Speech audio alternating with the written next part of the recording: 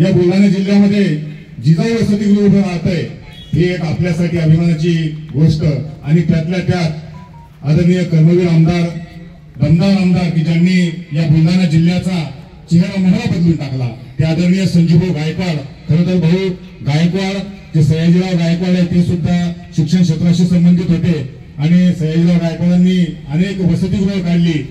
त्यांनी पुढच्या काळामध्ये जे सयाजीराव गायकवाड हायस्कूल चाललं कर्मवीर भाऊराव पाटलांसाठी त्यांनी केलेलं काम हे खरंच गायकवाड या नावामध्ये कुठेतरी साम्य आहे आणि आपण ज्या दिशेने जात आहात त्या दिशेला शुभेच्छा देत मी आदरणीय भाऊंना उद्घाटक म्हणून आजच्या या कार्यक्रमासाठी मनोगत व्यक्त करण्यासाठी महाराष्ट्राचे कुलदैवत शिवछत्रपती धर्मवीर छत्रपती संभाजी महाराज राष्ट्रमाता राजमाता माता जिजाऊ परमपूज्य डॉक्टर बाबासाहेब आंबेडकर हिंदुश्री महाप्रताप क्रांतीश्री महात्मा ज्योतिबा फुले सावित्रीबाई फुले माता रमाई माता भीमाई पुण्यश्लोक अहिल्यादेवी होळकर लोकशाही संस्था सम्राट अण्णाभाऊ साठे सर्व युगपुरुष महामानवांना विनम्र अभिवादन। आजच्या या भूमिगत सोहळ्याच्या कार्यक्रमाचे अध्यक्ष आदरणीय विजय घोगरेजी, आदरणीय त्याचं उद्घाटन भाषण ऐकलं ते नवनाथजी, सौरभ करेकरजी, आमचे विजू आंबोरे, मृत्युंजय, आदरणीय विजय आपले खलास साहेब, आमचे मुख्य अधिकारी शिवसाहेब, सरपंच गोवा रांगे, भारतीय जनता पक्षाचे आमचे मोहनराव तुळजाराव नरवाडे काका, सतीश भाकरे, देवराज जाधव, शिकरे साहेब, दुबे साहेब, आमच्या जिजा राठोड, आमची अनुजा, आमचे वैशाली पद्माताई आणि सर्वच मंडळाचे डॉक्टर अशोक साहेब। आजचा हा आपला जिजाऊचा निकूसाठी मुलींच्या वसतिगृहाचा भूमिपूजन सोहळा या ठिकाणी पार पडला। मी एक 10-12 वर्षापूर्वी आमदार म्हणून निश्चित नव्हतो।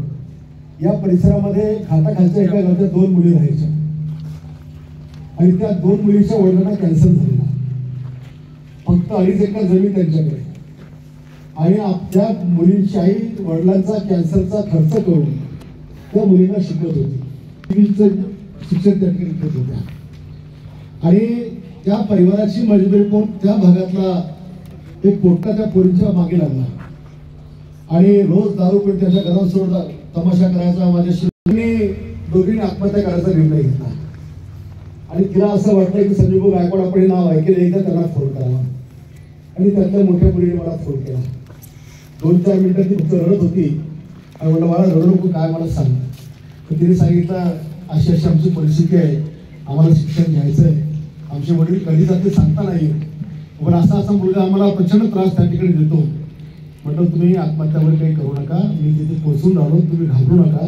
मी ताबडतोब बहिणीला फोन करून गाडी तिथे पाठवली, त्या मुलीजवळ त्याला बसवलं, त्या मुली माझ्या घरी आणल्या आणि मग त्याच्या वडिलांच्या कानावर मी ती गोष्ट टाकली। त्या वडिलांनी त्याचं शिक्षणच बंद करून टाकलं। मी त्याला परत सांगितलं की जर कोणी या मुलींच्या मागे लागला असेल तर इथं मुलींचा दोष काय आणि म्हणून अशा प्रकारे जर शहरामध्ये मुली सुरक्षित नसतील तर मुली शिक्षण कधी घेणार आहे। आणि तेव्हापासून मनामध्ये असं वाटलं की कधीतरी या मुलींच्या शिक्षणाकरता आपल्या शहरामध्ये सुरक्षित अशा इमारती उभ्या राहायला पाहिजे, सुरक्षित जागा उभी राहिली पाहिजे आणि ते डोक्यात होतंच। आणि त्यातल्यात आता आमदार झाल्यानंतर सुद्धा अनेक मुली यायच्या, त्याचे पालक यायच्या, आम्हाला बुलढाण्यामध्ये ॲडमिशन घेतली, आम्हाला राहायची सोय नाही, आम्ही भाड्याच्या खोलीचे पैसे भरू शकत नाही, मेकचे पैसे भरू शकत नाही आणि भाड्याच्या खोलीत राहतो। सगळ्याच मुलींच्या मैत्रिणी असतात तर सगळ्याच की चांगल्या असतात असं पण नाही।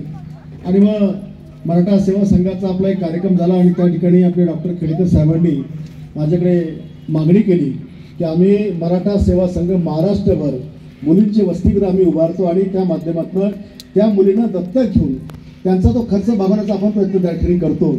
आणि मी लगेच उत्तरामध्ये त्यांना 3 कोटी रुपये त्या ठिकाणी जाहीर करून टाकले। त्यांनी तेव्हाच मला सेवा संघाच्या कार्याची मागणी केली, ती देखील मी तेव्हाच त्या ठिकाणी केली। थोडं अडचण अशी होती की मला वाटते पटवारी भवन महिलांनी एका कार्यक्रमात मला बचत भवनाची मागणी केली होती, मी तिथे 50 लाख जाहीर केले होते। ग्रामसेवक संघटनेने मला पैसे मागितले, मी ते जाहीर केले होते।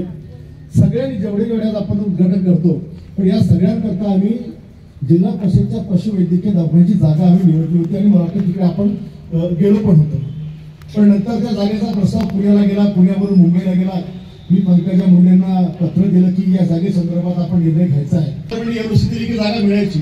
आता सरकारने सगळे अधिकार काढून घेतल्यामुळे आम्ही पंकजाताईकडे गेलो आणि पंकजाताईंनी त्याच्यामध्ये त्यांना तो विषय काही समजला नाही आणि मग मला कळलं की हा निर्णय काय आता होत नाही. आणि मग शेवटी हा निर्णय घेतला की नगरपालिकेची जवळपास 2.25 एकर जमीन नाही म्हटलं तर ती जमीन आज 10-20 कोटी रुपयाची असेल. ती जमीन आपण या वस्तूला या ठिकाणी आपण दिली आहे आणि ही भवनं देखील आपण ओपन पेजमध्ये उभे करण्याचा निर्णय या ठिकाणी घेतला आहे.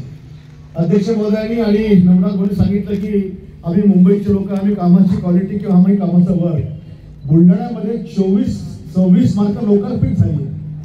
अजून 5 बाकी आहेत. बाकीचे पैसे पण आले.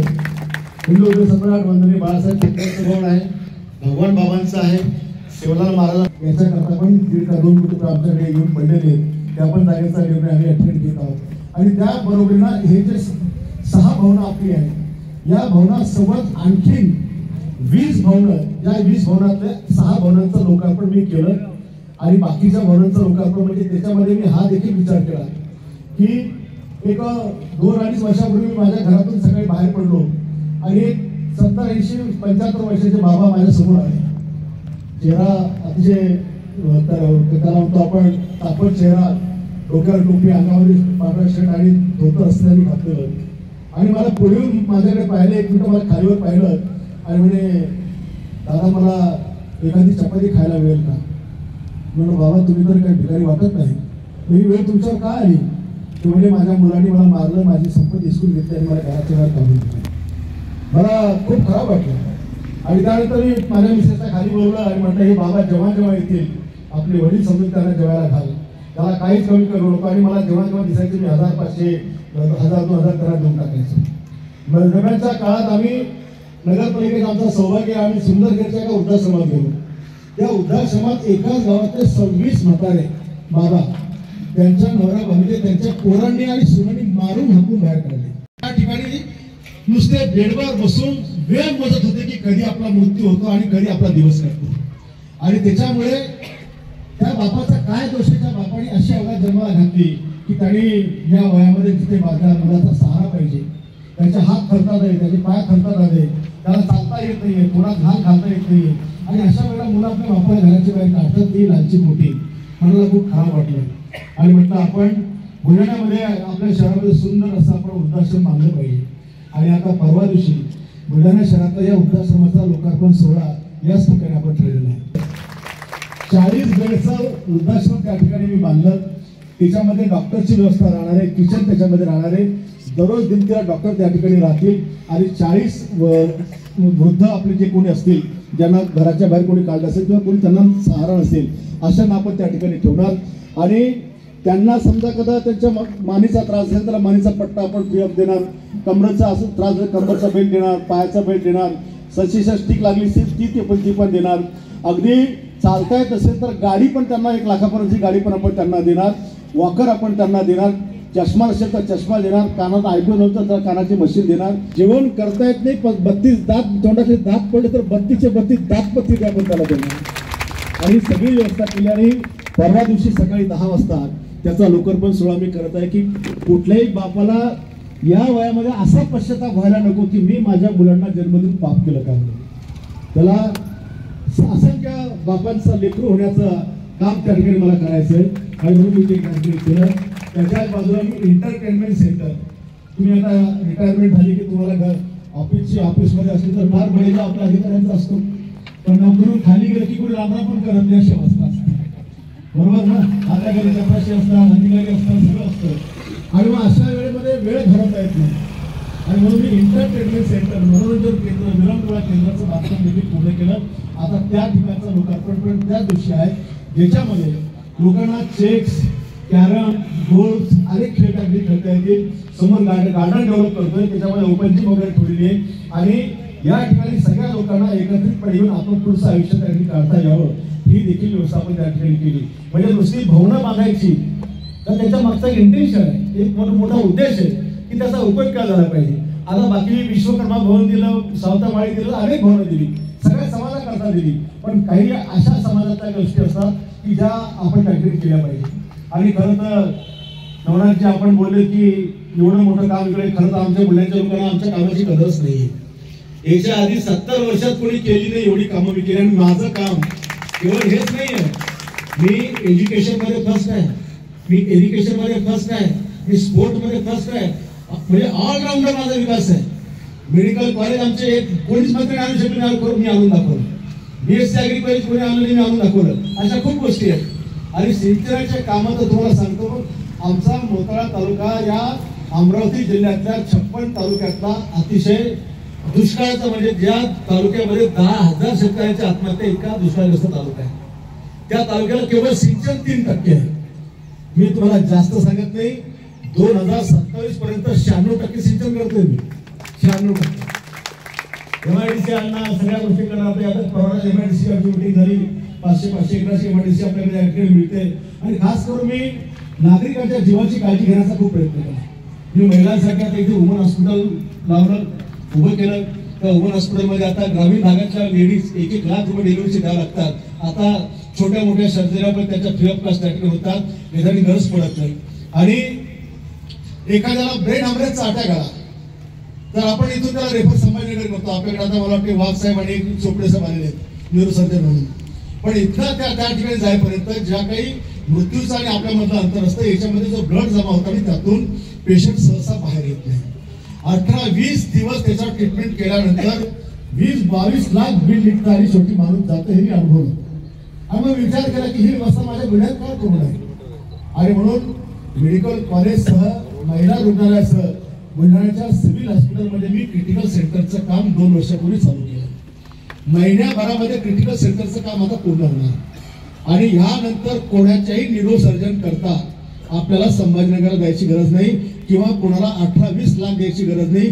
10 रुपयाच्या साध्या चिठ्ठीमध्ये आपलं 20 लाखाचं ऑपरेशन. त्याच्याच बाजूला एन्जिओप्लास्टी गावामध्ये होते. एन्जिओप्लास्टीचा शेवटचा पर्याय असतो बायपास सर्जरी, आणि एन्जिओप्लास्टीला 3-4 लाख लागतात, बायपास सर्जरीला 20-25 लाख रुपये लागतात. करू शकत नाही. जीवनदायी योजना आहे, 5 लाखापर्यंत मर्यादित आहे, मुख्यमंत्र्यांची मर्यादित आहे. मग एवढा पैसा उभा कसा करायचा. आणि त्याच्याकरता मी बुलढाण्यामध्ये कॅथलॅब कार्डियाक सेंटरची उभारणी सुरू केली. मी त्याचं लोकार्पण केलं. या हॉस्पिटलमध्ये कोणाची ओपन बायपास सर्जरी होईल, कोणाची एन्जिओप्लास्टी होईल, तर ती फक्त 10 रुपये होणार. इतके पैसे देण्याची गरज नाही. म्हणजे सगळ्या प्रकारच्या सुविधा माझ्या शहरात निर्माण झाल्या पाहिजे. माझ्या लोकांचं, मतदारांचं, जनतेचं आरोग्य चांगलं राहिलं पाहिजे. हा उदात्त हेतू या मागचा आपण या ठिकाणी ठेवला. आणि त्याचाच फायदा आज बुलढाण्यामध्ये सगळ्यांना होणार आहे. महिलांच्या सुरक्षेकरता बुलढाण्यामध्ये 205 कॅमेरे आम्ही उभे केले. आम्ही जेवढी प्रवेशद्वार उभी केली त्याच्यावर bullet technology, Israel technology bullet कॅमेरे आम्ही बसवत आहोत, जेणेकरून क्राईम कंट्रोल झाला पाहिजे. आज आमच्या शहराचं वातावरण असं आहे, रात्री 12 वाजता जर एकटी मुलगी फिरायला गेली तर कोणी तिच्याकडे पायाची हिंमत करणार नाही. एवढा दरारा कायद्याचा आणि आमच्या लोकांचा त्याच्यावर आम्ही निर्माण करून ठेवला.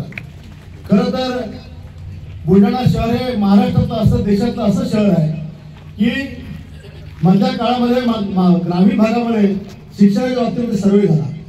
आणि या सर्वेमध्ये असं आढळून आलं की 5वीतल्या मुलाला वडिलांचं नाव सुद्धा लिहिता येत नाही. झोपडपट्टीतल्या गोरगरिबांच्या गवंडी काम करणाऱ्या शेतमजूर, शेतकरी, ऑटोवाला, जेवढे सर्वसामान्य कुटुंब असतील यांच्या मुलांना जसं सहकारचं शिक्षण मिळतं, जसं पोद्दारचं मिळतं, जसं कॅम्ब्रिजचं मिळतं, जसं सैनिक शाळेचं मिळतं, या दर्जाचं शिक्षण आपल्याला चालू करायचं. आणि आम्ही तशा इंटरव्ह्यू घेतला. 222 मुली आल्यात. अनेक मंत्र्यांचे मला फोन आले, हिला घ्या तिला घ्या. अनेक आमदारांचे आले. मी शिवना डायरेक्ट सांगितलं कोणाचाच लग्न ऐकायचं नाही. जी मुलगी मेरिटमध्ये येईल तिला उचलायचं. ती चांगली असेल तर विद्यार्थी चांगले भेटतील. आणि आम्ही पहिलं धाडस केलं आणि आम्ही प्रायोजित तत्वावर आम्ही 3 शाळा चालू केल्या आणि 380 विद्यार्थी पहिल्या वर्षी आमचे आले. आज पाहता पाहता आम्हाला 4थं वर्ष आहे. आम्ही 7 शाळा हाती बांधायला घेतल्या.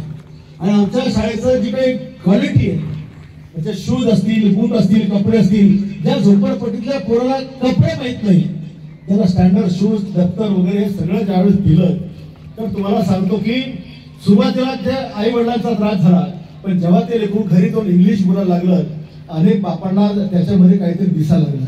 आणि अनेकांनी सांगितलं बेटा तू शिकून मोठा होणार, तुला मी नक्कीच आता मी दारू सोडणार आणि तुला शिकवणार.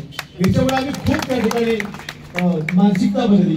केवळ शिक्षण घेत नाही म्हणून माणूस आढळी राहतो आणि गुन्हेगार बनतो, कारण त्याला माहिती आहे गुन्हेगारीच्या माध्यमातून शॉर्टकट पैसे कमवले जातात। आणि मग अशा गुन्हेगारी ग्रामीण आणि शहरात जन्म घेत असताना त्याचा भविष्यात त्रास कोणाला होणार आहे? तो तुमच्या आमच्या लोकांना होणार आहे। त्यांना पैसे मिळणार की तुम्हाला आम्हाला लुटतील, आमच्या घरात डोळे घालतील, आम्हाला रस्त्यात लुटतील। आणि त्याच्या डोक्यात आतापासून जर शिक्षणाचं बीज रोवलं तर गुन्हेगाराच्या ऐवजी त्याच्यामध्ये काहीतरी अधिकारी एक चांगला नागरिक होण्याची भावना निर्माण होईल।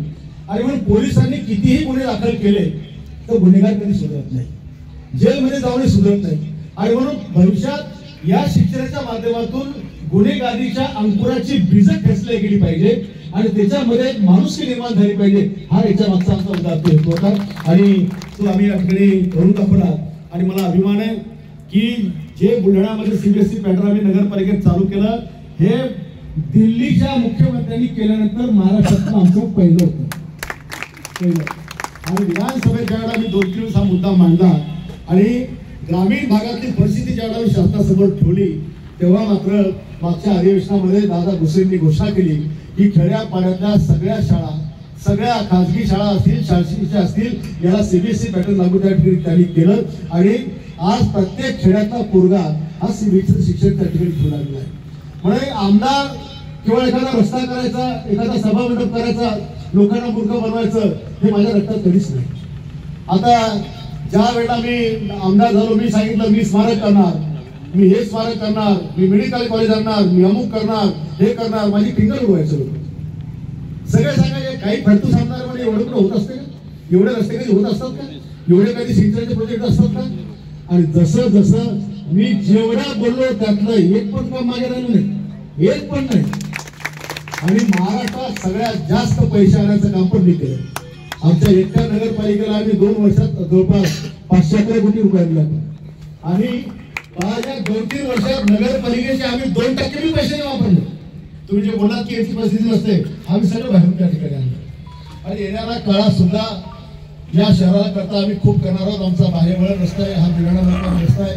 एवढंच नाही तर आता बुलढाण्यामध्ये ट्रेन सुद्धा आणायची आमची तयारी झाली। आता बरोबर सगळं असतात किंवा काही सांगते, पण हे खरं आहे, आपल्याला दिल्लीला जायचं तर आपल्याला भुसावळ जावं लागते, मुंबई जायचं मलकापूर जावं लागते, इकडे साऊथकडे जायचं तर आपल्याला मलकापूर जावं लागते। मी प्रधानमंत्र्यांना पत्र दिलं होतं, मी केंद्रीय मंत्र्यांना पत्र दिलं होतं आणि माझ्या डोक्यात नकाशा असाच आघाडीपणासारखा आला की आपली जी ट्रेन दिल्लीवरून खंडवा येते, खंडव्यावरून भुसावळ येते आणि बुरापूर भुसावळ जाते, तर ही बुरापूर भुसावळ जाणारी ट्रेन जर मलकापूरला आली आणि मलकापूर जर बुलढाणा आली, बुलढाणा जर चिखली गेली, अंतर किती आहे? फक्त जास्तीत जास्त असेल अंतर हे 175 किलोमीटरचं। 175 पण नाही, मलकापूर बुलढाणा हे 50 आणि 50 हे 25 सव्वाशे किलोमीटरचं। आणि हा जर रस्ता जर त्या ठिकाणी लोहमार्ग जर झाला तर आपल्याला इथून बसलं तर दिल्ली, इथून बसलं तर मुंबई, इथून बसलं तर कन्याकुमारी, हा सगळा मार्ग आपल्याला जाता येईल आणि आपल्याला अभिमानाने सांगेल हा रस्त्याचा नकाशा सरकारने मान्य केला। दिल्लीला जायचा विचार नाही ना? दिल्लीला जायचा विचार नाही? मी एकट्या ट्रेनमध्ये जाणार का? तुमच्या सोयी करता सांगतो मी। मला दिल्लीला जायचं तर एअरपोर्ट आणणार आहे ना मी इथं बुलढाण्याला। नरेंद्र मोदी साहेबांनी घोषणा केली प्रत्येक जिल्ह्याला आता एअरपोर्ट देणार आहे, त्याच्यामुळे आम्ही त्याच्यातही लोक घालणार आहे। सगळ्यात पहिले विदर्भात आपल्याकडे कसं येईल? संसदेत जायचं का म्हणताय? नाही, संसदेत काही पडेल नाही।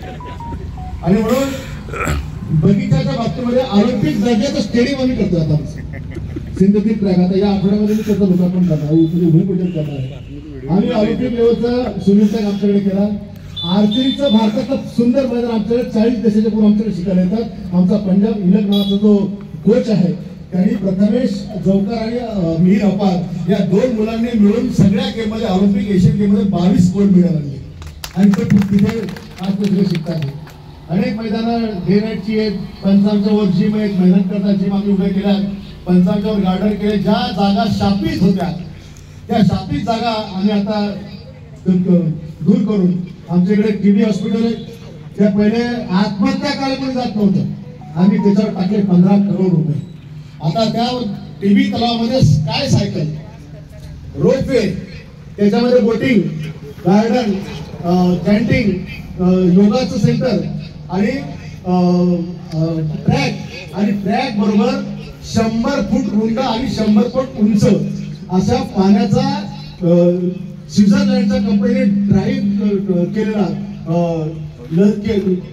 Colour musical fountain. त्या फाउंटन मध्ये तुम्हाला अफजल खानची शोरांची गाणी दिसणार आहे, त्याच्यामध्ये विठ्ठल रुक्मिणी दिसणार आहे, त्याच्यामध्ये बाबासाहेब दिसणार आहे. अशा प्रकारचं आम्ही सगळं डिझाईन केलं आणि त्याचं काम आम्ही जोरात चालू केलं. येळगाव पंढर धरणाखाली आम्ही 100 वर्षापूर्वीचा भरत उभा करतो. तिथे देखील 83 एकर जमीन नगरपालिकेला मिळून दिली.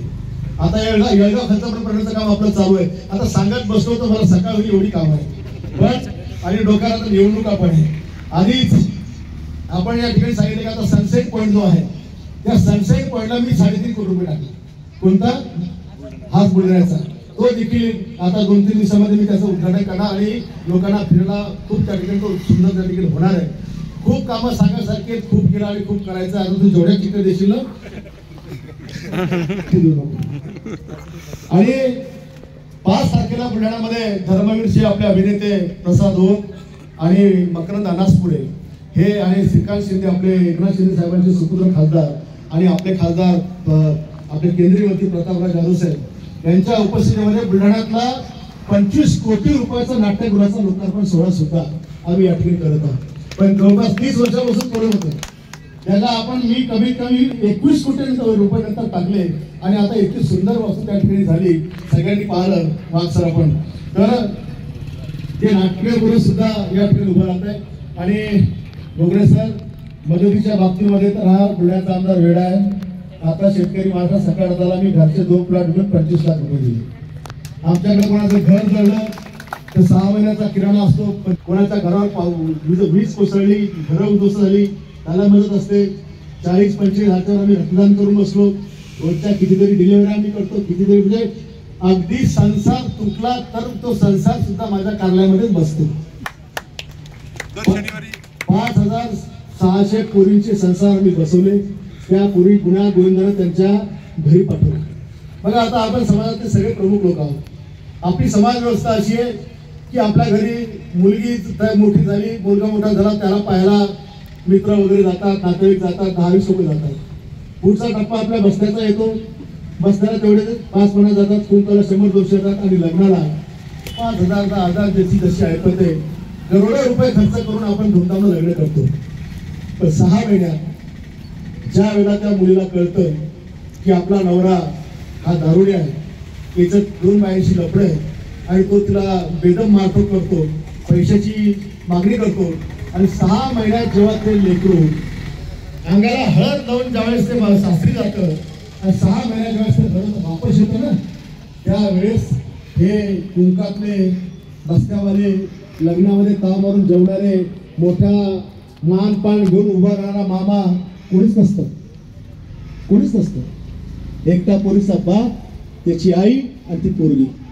त्या बापाला आयुष्यभर हे सत्वत राहतं की आता मी या पोरीचा पुन्हा संसार कसा उभा करू. पण आता तिचं आयुष्य पुढे कसं जाईल. कोर्टात गेली तर तिच्यावर अनेकांच्या वाईट नजरा तिकडे असतात. 30-30 वर्ष न्याय मिळत नाही आणि कोणताही बाप आपल्या आई वडिलांच्या म्हणजे पोरीच्या जीवाला पुरत नाही. आणि मग अशा वेळेला अशा मुलींचा मोठा भाऊ म्हणून मी माझ्या कार्यालयामध्ये आमची अदालत चालते.